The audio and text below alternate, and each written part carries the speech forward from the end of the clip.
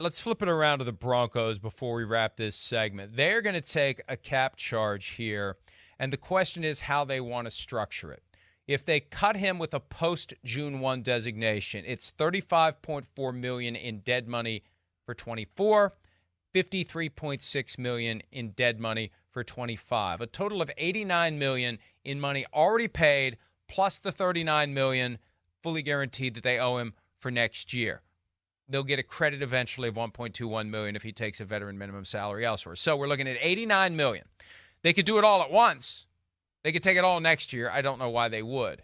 So it's $35.4 out the door, off the books next year, and another $53.6 in 2025. That affects what they're going to do at quarterback, because it's not like they could get in the Kirk Cousins derby now and pay him a bunch of money.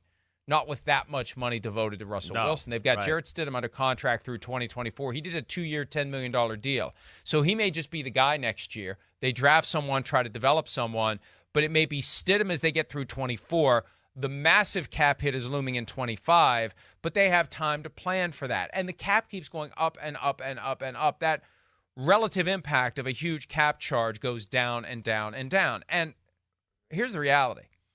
Whatever those cap charges are, it's less than what the cap charges would be if they kept him. So once you decide he's not your guy, it's a no-brainer. We move on. And that's Sean Payton's coaching DNA. You never double down on a mistake. Once you know you've made a mistake and you're willing to admit it to yourself, admit it to everyone else. Don't do things for appearances. Don't try to will something that's failing into something that's succeeding just so you don't embarrass yourself by admitting to the world. And Peyton's in a great position here because it ain't his mistake. Right. He's not the one that traded for Russell Wilson. He's not the one that gave him the contract. Look what you guys did. You guys screwed up the whole organization by giving him this money. Right, I know. It's a continuation of what he said to Jarrett Bell. Yeah. I hear you. You guys screwed this up. Right. Thank God you hired me. Well, let's blame Aaron Rodgers. He's the one that, they thought they were getting, and he said no at the last second and went to the Jets. It's his fault. But it's so fun. No. That he stayed with the Packers. Yeah, right. 2022. Yeah. That's exactly what happened. I know and it is. You hear people from the Broncos twist themselves in knots about that. Right. The same day that Aaron Rodgers announced he was staying with the Packers, they had a deal in place to get Russell Wilson. Yes. No. To match him up. They thought they were getting Aaron Rodgers. That's part of why they got Nathaniel Hackett, and that didn't work, and they had to turn the page to Russell Wilson and go basically, emergency mode or break the glass there and try to get somebody right away and make it look like Russell Wilson was their first choice all along. And we know that wasn't the case. We know that. Now, you hit Denver, right? You're right. I don't expect them to be paying like high-priced money for some free agent quarterback or anything like that. Certainly could see the draft. Maybe Peyton does that. Let's start molding a guy, and I could grow him into something I want that way. There's going to be options out there. There will be options out there as far as value starting caliber type of quarterbacks. Mac Jones, there's a good chance he could be available coming out of New England. Ryan Tannehill with the Tennessee Titans. Those are two names just right off the bat where you're looking at again, like you said, I don't think they're going to try to break the piggy bank for some superstar quarterback, but they might accumulate a bunch of solid to good ones, and then, it's Jarrett Stidham and it's Ryan Tannehill and maybe even another third stringer who's pretty damn good too, and we'll see where it goes. Who digests my offense, who can execute it the best, and we'll just let it play out. I certainly could see that as well, but I do think there'll be options out there for Sean Payton, and he's going to be attractive because everyone knows it's Sean Payton.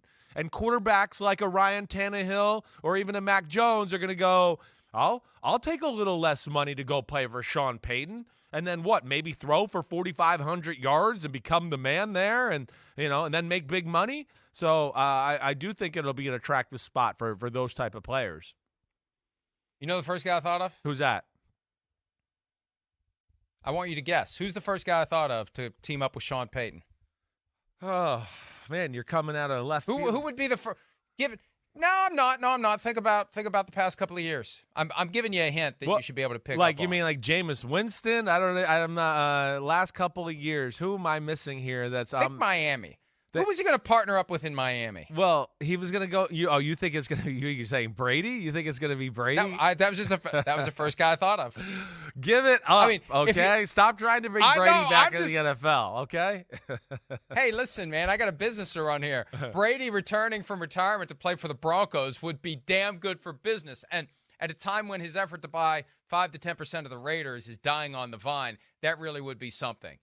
And if you're Sean Payton, aren't you at least making the phone call to Tom Brady? No, we're trying to build something for the future, not have a guy go, well, play for a year, and I'm going to limp around and be an old man, and then you're going to have to get a new quarterback the next year. No, that's not going to happen. Stop entertaining it. Move on to another name. Tell me another name that was in your brain.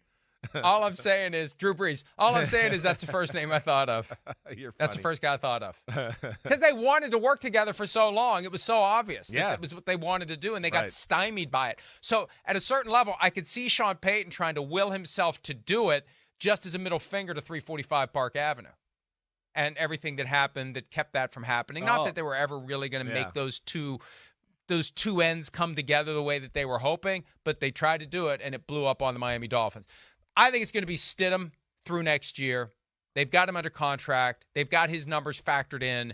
It gets interesting for 2025. By 2025, my guess would be they have somebody operating on a rookie contract when they take that $53.6 million cap charge. They have to have somebody at a low cost. Look at the Bucs this year with $35 million on the books from Tom Brady, $75 million in dead money. They got Baker Mayfield for $4 million. So you find a way to make it work. Right. And Sean Payton's going to have to find a way to make it work with somebody who's not going to cost a lot of money. And that would be the impediment to Brady, because Brady's not rolling out of bed for anything less than $25 million. That's right. So that isn't going to work. Yep, you're right. Okay, good. That's done with. I don't have to see some stupid article by you. If Brady, will he come back and play for Sean Payton and the Broncos? You're promising me, right? I'm not going to see that later on today. I won't see that kind of article. All I'm saying is that was my first thought. Okay. My first thought. They finally get a chance to partner up. Yeah. I'm not saying it's going to happen. Right. It's just the first name I thought of. As somebody who runs a business that